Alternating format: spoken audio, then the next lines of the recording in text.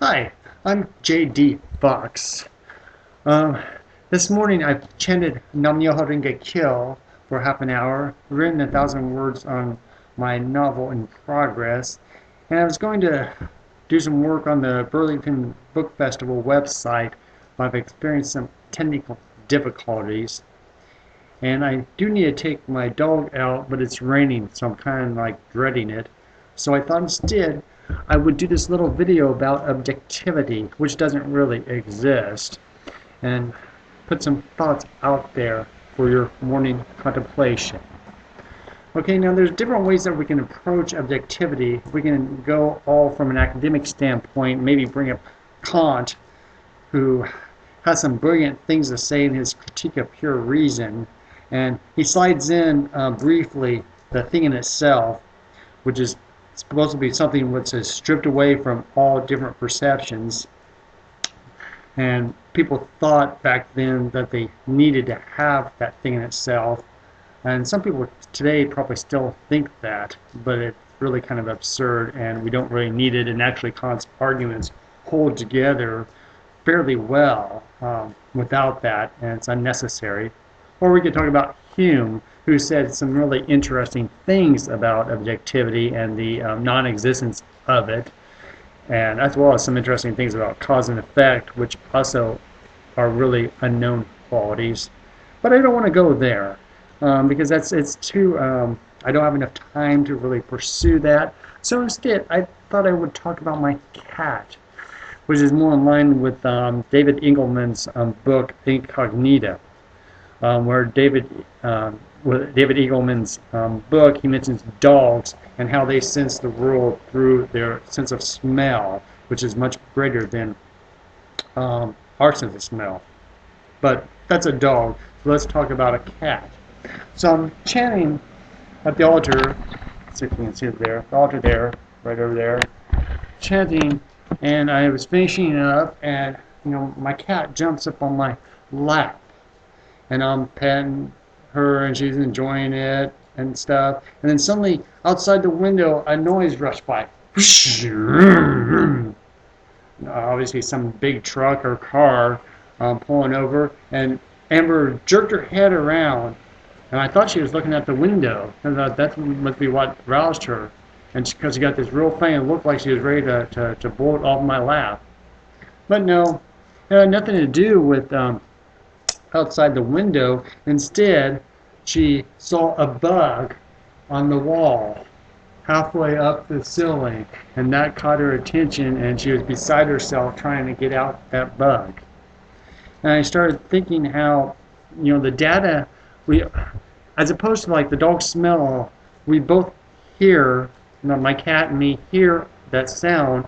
So we heard the car, but she ignored that car. Really, that's not on her conscious awareness. What she was focused on is the bug.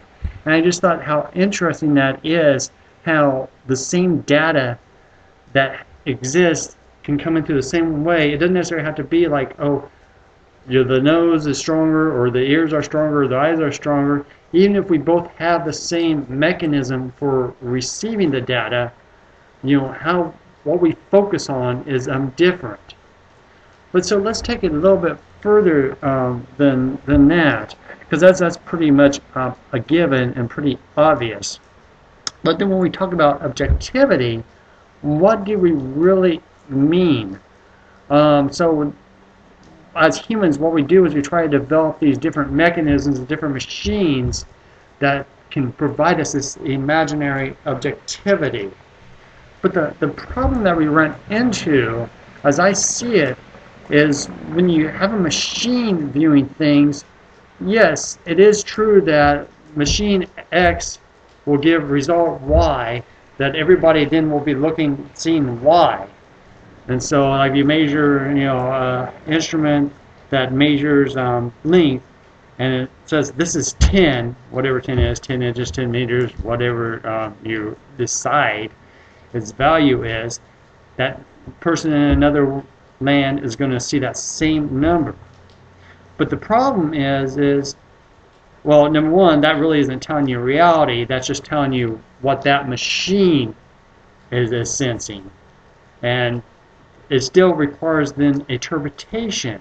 And that 10 doesn't have any meaning in itself, doesn't have any importance or significance. We as humans, we as subjective creatures, attach it. And each person is going to put their own spin on what that data means.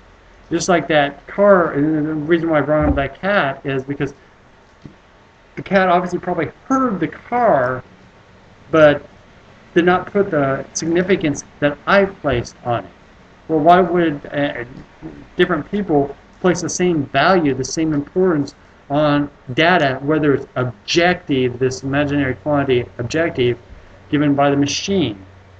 And that's not even to take into account, though, that even the machine itself is a subjective factor, because the machine can only interpret data and see data and up to its ability, up to how it's designed.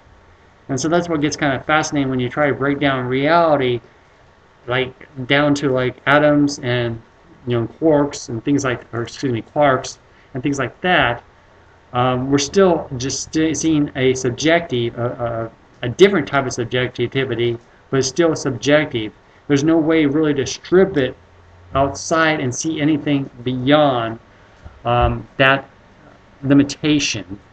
Anyway, that's my geeky thought for the day, and I wish I had more time to pursue it, but now I gotta switch gears and go to my stocking shelves all day grocery clerk job until I can find a way to make my writing actually pay off. Have a good day. Bye. Help if I stop, I suppose, the machine.